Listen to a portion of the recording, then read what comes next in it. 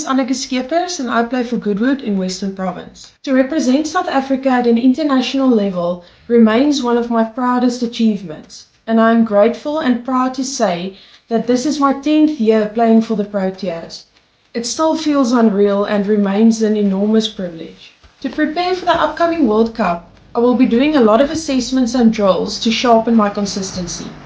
On top of that, I will be scheduling singles games against different players from our district to prepare myself to play against different playing styles. I think I speak for the whole team when I say that one of our goals for the upcoming World Cup is to improve South Africa's world ranking. Personally, I'm also setting a goal for myself to reach the final in both disciplines.